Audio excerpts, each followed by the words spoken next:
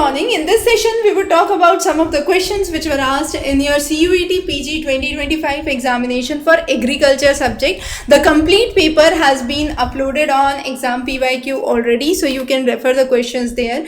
Now, very important question here is the crown root initiation stage for irrigation is related to wheat. Now what happens under this? Now this is the crown root initiation technique, and this occurs 21 days after the seeds are sown, and that is where the development of the crown roots actually appear. Okay, and these crown roots are very important, because at this time, if timely irrigation is given, then the root development is at its best, the nutrient uptake and the health of the crop would be ensured. So this technique or this stage of irrigation is seen in the wheat production, very important, and if it is successfully managed, the crop can have good results. The next is Pusa Sugandh 5 is a popular variety of rice crop. Now rice is one of the very popular crops across India. Basmati rice is considered for its aroma, and Indian Agricultural Research Institute at Delhi has been known to develop various varieties of crops known for its slender looks, for its aroma, for good cooking quality. And Pusa, since the Agricultural Research Institute is located in Pusa, New Delhi, it is a prefix there, so it is Sugandh 5 variety, which is known for its, as the name suggests, Sugandh or the aromatic flavor.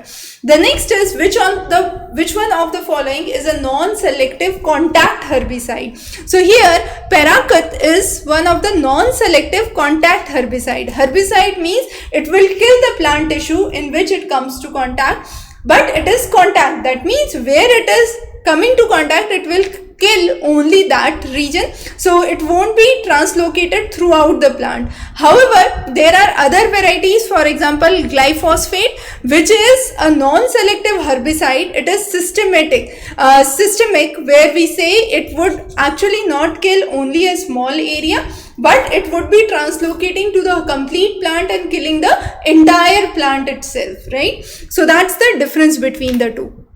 The next is a non-symbiotic heterotrophic aerobic nitrogen fixing organism. So very important, first of all, when we are talking about microorganisms, we must be able to classify it. It is non-symbiotic, it can be heterotrophic, and it is aerobic in this case.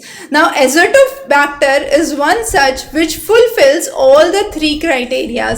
It is non-symbiotic, it is heterotrophic, and it is aerobic in nature. However, we also have blue-green algae, nostoc, which are nitrogen fixing, but they are autotrophic in nature, so they won't fit into the criteria. Similarly, Clostridium is a non-symbiotic, it is a heterotrophic, but it is again non-aerobic, so it won't fit into the criteria.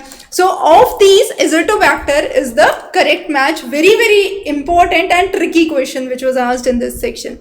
The next is the inflorescence of sugarcane is what is known as Aero. So this is again a very basic question. What is inflorescence? Inflorescence is nothing but the flowering part of the plant.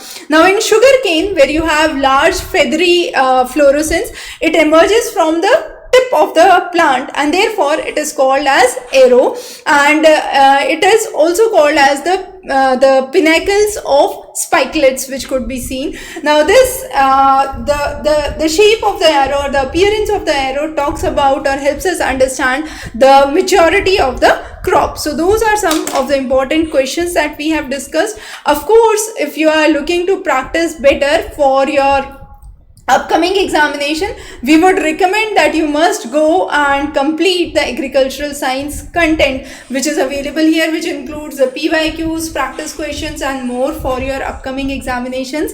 So wish you all the best. Thanks for joining. In case you have any questions or queries, feel free to connect back. Have a great day.